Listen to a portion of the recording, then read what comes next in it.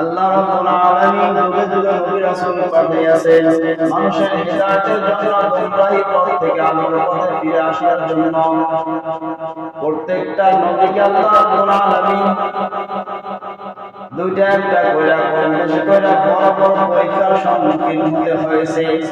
কিন্তু এর মধ্যে হযরত ইব্রাহিম আলাইহিস সালাম বড় বড় সবথেকে বড় বড় পাঁচটি পরীক্ষার সম্মুখীন হয়েছে। প্রত্যেকটা নবী এমন পরীক্ষার সম্মুখীন হয়েছে, কেউ দুইটা কেউ একটা, কিন্তু হযরত ইব্রাহিম খলিলুল্লাহ আলাইহিস সালাম পাঁচটা বড় বড় পাঁচটা পরীক্ষার সম্মুখীন হয়েছে। তার জন্মের সময় কঠিন মুহূর্তের মধ্যে আল্লাহ রাব্বুল আলামিন তাকে দুনিয়াতে পাঠাইছেন। আবার যখন আল্লাহর হুকুমে কালেমার দাওয়াত দ্বারা মানুষের কাছে পৌঁছানোর জন্য দাওয়াত দিতে লাগলেন, আল্লাহর হুকুম পালন করলেন, সেই মুহূর্তে তার জন্য বিপদ নেমে আসলো। সেই বিপদটা কি? আগুনের পরীক্ষা। আল্লাহর হুকুমে হযরত ইব্রাহিম আলাইহিস সালাম 3 বছর দাওয়াত মানুষের কাছে পৌঁছালেন। এক আল্লাহর ইবাদত করো, অন্য কোনো কিছুর ইবাদত করো না, কোনো মাখলুকের ইবাদত করো না। যিনি তোমাকে সৃষ্টি করেছেন, যিনি তোমাকে খাওয়াইতেছেন, যিনি তোমাকে পড়াইতেছেন, হায়াত দিয়ে জীবন দান করেছেন, সেই আল্লাহর ইবাদত করো, সেই প্রভুর মাহবুবের ইবাদত করো, সেই মালিকের ইবাদত করো, সেই মালিক ব্যতীত অন্য কোনো মাখলুকের ইবাদত করো না। বলা হয়েছে যে 3টা বছর এইভাবে মানুষের দ্বারে দ্বারে দাওয়াত দিয়েছে, কিন্তু সকলে তার দাওয়াত থেকে বিমুখ হয়েছে। এই 3 বছর দাওয়াতের পর আরব দেশে তখনকার যুগের সময় বছরে 2টি মেলা হইত। এই মেলার মধ্যে আরবি অনারবি সকলেই মেলায় অংশগ্রহণ করত, আনন্দ ফুর্তি করত। মেলার উৎসব ধর্ম মেলায় তারা গ্রহণ করেছে। ধর্ম আমলের মধ্যে বিশেষ একটা অংশ হচ্ছে বছরে 2টি মেলা।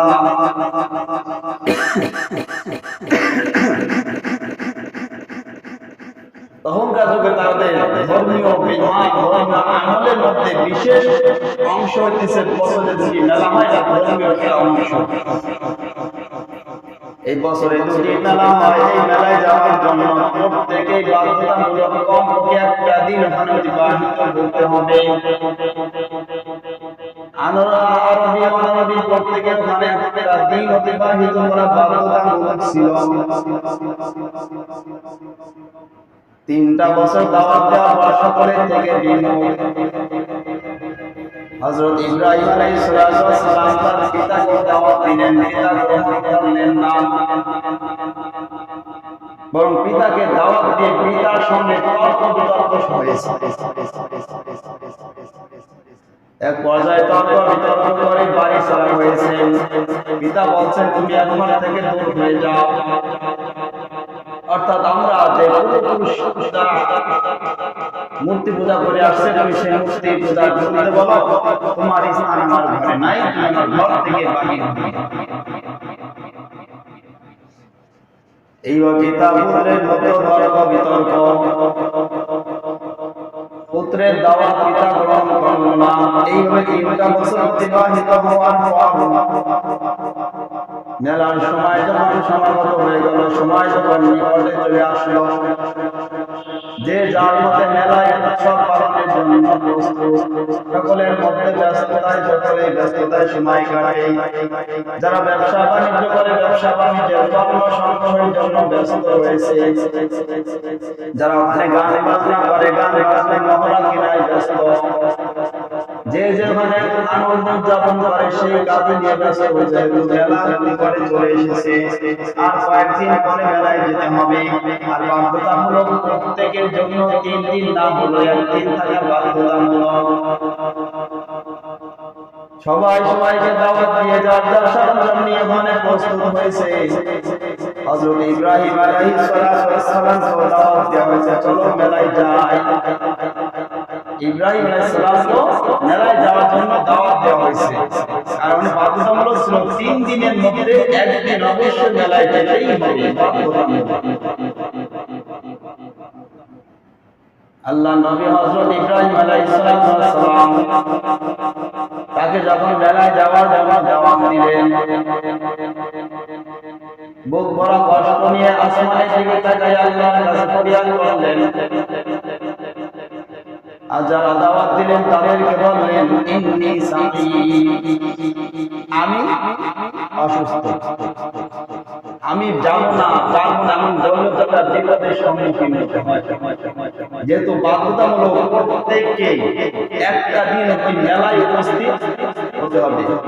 মেলার কাজ কি? মেলার মধ্যে কাজ হইতো গান বাদ্য, মদ পান আর পূজা, এগুলা বিশেষ বিশেষ অংশ আমল ছিল মেলার কাজ। যখন ইব্রাহিম আলাইহিস সালামকে দাওয়াত দিলেন মেলায় যাওয়ার জন্য, ইব্রাহিম আলাইহিস সালাম বললেন আমি অসুস্থ, আমি যেতে পারবো না। যখন বলছে অসুস্থতা তারা রেখে চলে গেছে, যেহেতু সময় হাতে আছে পরে যাবে। সকলে যখন মেলায় চলে গেল, মেলায় গিয়ে যার যার ইচ্ছা পালন করতে লাগলো। কেউ মদ পানে অভ্যস্ত, কেউ মদ পানে ব্যস্ত রয়েছে, কেউ নাচ গান নিয়ে ব্যস্ত, কেউ পূজা অর্চনা নিয়ে ব্যস্ত রয়েছে। আর আল্লাহর নবী হযরত ইব্রাহিম আলাইহিস সালাম এই সুযোগটা কাজে লাগিয়েছে। চিন্তা করছে যে সকলেই তো মেলায় গেছে, গ্রাম ফাঁকা সময়টাকে আমি কাজে লাগাই। এবার হযরত ইব্রাহিম আলাইহিস সালাম কুরআন নিয়ে মন্দিরের দিকে রওনা করলেন। মন্দিরে, যেই মন্দিরে সকলে মিলে সম্মিলিতভাবে পূজা করে থাকে, মূর্তি পূজা করে, কুরআন নিয়ে মন্দিরে প্রবেশ করলো। আর মন্দিরে গিয়ে পূজা মন্দির মূর্তিগুলো রক্ষা করে বলল আমি তোমাদেরকে ভেঙে চুরমার করার জন্য আসছি, আমি তোমাদেরকে ধ্বংস করার জন্য আসছি। তোমরা যদি পারো, তোমাদের যদি কোনো ক্ষমতা থাকে আমার সঙ্গে লড়ে দেখাও।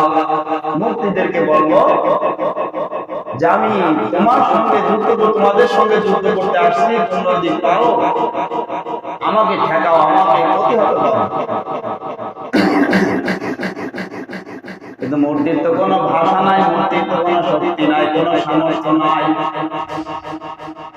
এইভাবে বলে কুরআনটা নিয়ে ভাঙতে ভাঙতে একটি একটি করে প্রত্যেকটি ভেঙে ফেললো। শুধুমাত্র একটি মূর্তি রাখলো, যে মূর্তিটা সব থেকে বড় মূর্তিটা রেখে বাকি সকল মূর্তিগুলা ভেঙে চূর্ণ বিচূর্ণ করে দিল। এইভাবে মূর্তিগুলা ভেঙে চূর্ণ বিচূর্ণ করার পর কুরআনটি বড় মূর্তির ঘাড়ে বাড়িয়ে, বড় মূর্তির ঘাড়ে কুরআনটা ঝোলাই রেখে সে আবার হযরত ইব্রাহিম আলাইহিস সালাম ফিরে আসলেন।